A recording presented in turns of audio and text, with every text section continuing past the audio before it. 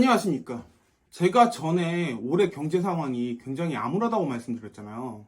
한국은행에서 발표한 우리나라 경제 성장률을 올해 1.4%를 목표로 잡고 있고요. 그래서 올해 경제가 좀 암울할 것 같다라는 이야기를 했거든요.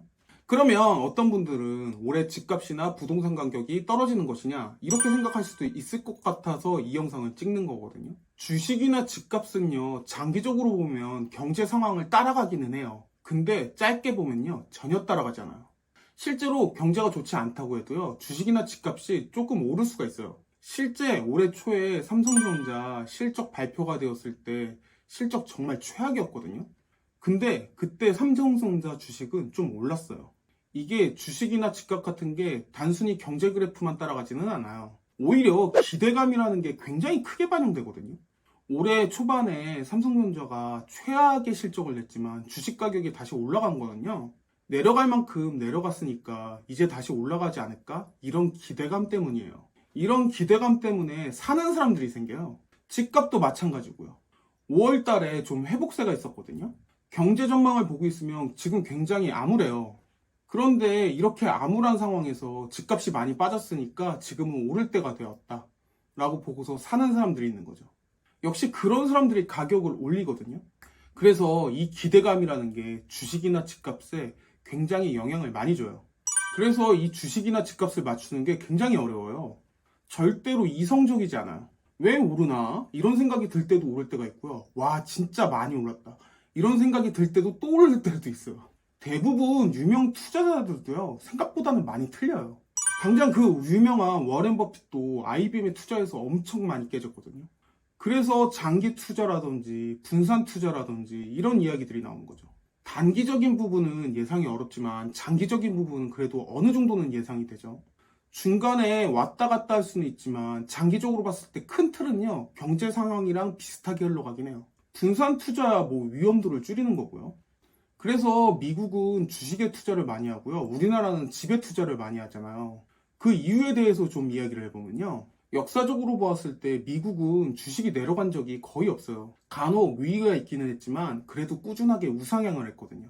그렇기 때문에 사람들 자체가 주식을 좀 믿고 사는 경향이 있어요. 미국 주식은 오를 거라는 기대감이 있죠. 반대로 우리나라 같은 경우에는 주식 가격보다는 집값이 꾸준히 올라왔어요. 우리나라 집값은요, 정말 꾸준하게 올라온 걸 떠나서요, 사실 빚을 내서 사는 게 더 이득일 정도로 그 상승폭도 굉장히 가팔랐죠. 대부분의 물건은요, 빚을 내서 사면 손해가 나지 이득이 나지는 않아요. 근데 우리나라 집값은 특이하게도요, 빚을 내서 사는 게 이득인 상황처럼 보여졌거든요. 그만큼 경제가 성장하면서 그 경제 성장보다요, 집값이 더 빠르게 상승해 왔어요. 돈이 다 집으로 몰렸거든요. 2000년대 들어오면서 이런 상황들이 더 심해졌고요. 외국과는 다르게요, 아파트 가격은 정말 미친 듯이 뛰었죠. 근데 개인적인 생각에 이게 좀 바뀔 가능성이 있지 않을까 싶거든요. 아파트가 정말 좋은 투자의 수단으로 여겨졌던 거는요, 가격은 비싸지만 잘 떨어지지 않는다는 거예요. 가격이 상승할 때는 정말 가파르게 상승을 했고요. 가격이 떨어질 때 실거주하는 사람들은 그 상황에서 그냥 버티지 팔지 않거든요. 내려갈 때는요, 아파트 가격은 그렇게 많이 떨어지지 않아요. 조금씩 떨어져요. 그러니 자연스럽게 부동산 쪽으로 돈이 몰렸죠. 빠르게 올라가는데요, 내려갈 때는 잘 내려가지도 않으니까 안전하죠. 근데 이것도 이게 끝인가 하는 생각이 들기 시작하는 시점이에요. 시대가 점점 변하고 있어요. 아파트 가격이 빠르게 오를 수 있었던 거는요, 그래도 우리나라가 나름대로 고성장을 유지했기 때문이에요. 한마디로 경제가 좋았다는 얘기예요. 근데 저번에도 말씀드렸지만 우리나라 올해 경제 성장률 목표가 1.4%라고요. 사실 경제 성장률이 아무리 안 나와도 2%는 나와야 되거든요. 근데 현재는 그 최소한이 안 나오는 상황이죠. 집값이 돈을 빌려서 사는 게 전혀 손해가 아니었던 거는 저금리인 상황이기도 하기 때문이거든요. 근데 지금은요, 저금리인 상황이 전혀 아니죠. 지금 상황에서 저금리가 되기는 상당히 힘들어 보여요. 그리고 우리나라 경제 수준에 비하면요, 집값이 진짜 너무하다 싶을 정도로 올라간 상황이거든요. 당장 조금 더 올라갈 수는 있겠지만 과거처럼 집값이 미친 듯이 뛰는 건 이제 우리나라에선 좀 불가능하지 않을까라는 생각이 들어요.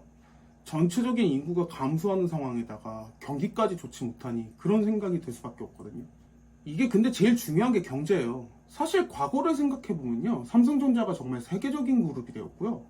여러 가지 산업들도 다 발전을 해왔거든요. 근데 사실 앞으로 더 발전을 해야 되는데 그게 가능할까 싶기는 해요. 인구가 급속도로 주는 상황에서 발전을 할 수 있을까라는 생각이 드는 거죠. 그래서 집값에 대해서는 저는 조금 좀 회의적이에요.